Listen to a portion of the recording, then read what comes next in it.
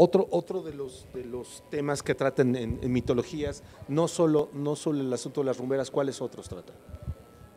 No, pues las figuras como Pedro Infante y Jorge Negrete, ¿no? Los grandes, digamos, machos o figuras así, ejemplares como galanes. ¿Qué le interesaba a Monsiváis de estos dos Pues personajes? a él, Jorge Negrete no era su máximo, él incluso se ridiculizaba mucho a Jorge Negrete, pero a Pedro Infante le encantaba, como que Temo decir que todo veía México estaba de acuerdo. los dos extremos.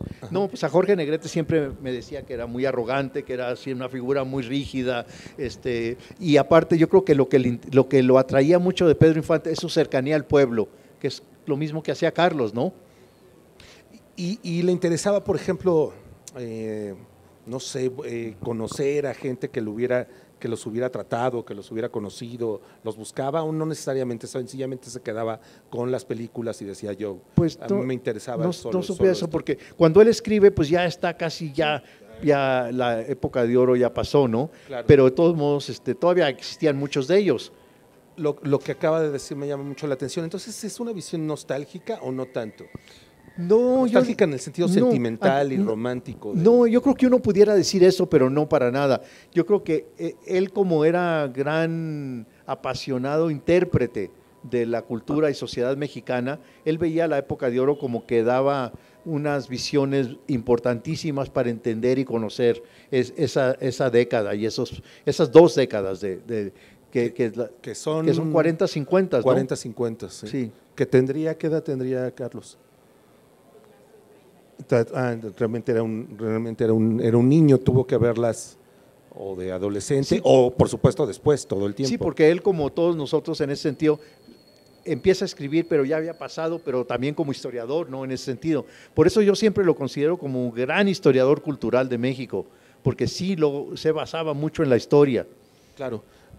Y vuelvo a lo mismo, entonces no era una visión romántica, porque de eso se habla mucho cuando la gente escribe sobre el cine, sí, por ejemplo, el cine de oro, que es una especie como de nostalgia, de todo, de romanticismo, falso, sí, y que engrandecimiento de ese cine, que no era tan grande como, sí, como se quiere ver ahora. Sí, que lo alabamos demasiado. A mí me han criticado incluso en conferencias, oiga, pero mire, que no, que a poco, que no, pues, sí. ¿Cuál es la crítica más frecuente que se hace? Esa, que soy demasiado elogioso sobre la época de oro y que no lo estoy viendo tan críticamente como que se debe, que la última etapa de Cantinflas es horrenda. Bueno, no hay la menor duda que eso, pero ¿qué tal la primera? ¿Y qué tal digamos, la segunda, la mitad de la segunda? De todos modos son geniales, entonces, bueno.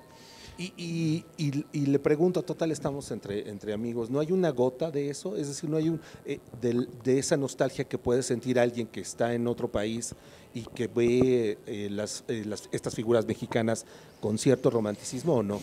Pues yo creo que no es inevitable, ¿no? Hasta cierto punto. Eso También sí. me criticaban mucho mis estudios sobre el cine de la frontera, que yo me acuerdo que una vez le pedí a María Rojo que me acompañara a ver una de estas películas de los hermanos Almada. Me dijo lo mismo que Carlos, jamás me vuelvas a hacer esto en tu vida, traerme a estas cosas y todo.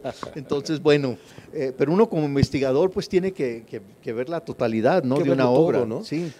Supongo que Carlos, a pesar de lo que ya acabamos de decir, que no le gustaba ese cine, de todos modos vio muchas películas malas de los 40 y de los 50 que también las había, sí, seguramente, claro, ¿no? Claro. Pero que les encontraba seguro algo. No, bueno, por ejemplo, pasemos del cine mexicano al cine universal. Él, como saben, también conocía el cine de Hollywood a la perfección y también mucha de la productividad de Hollywood es basura, pero Carlos lo veía todo. Pues esta de los Flying Tigers no es pésima, pero tampoco yo diría que es una de las grandes producciones hollywoodenses, pero Carlos lo quería ver y tenía curiosidad de ver todo.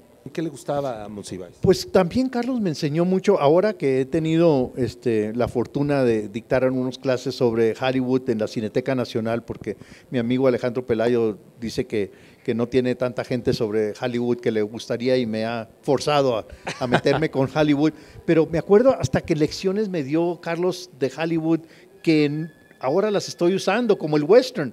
A Carlos le gustaba mucho el western.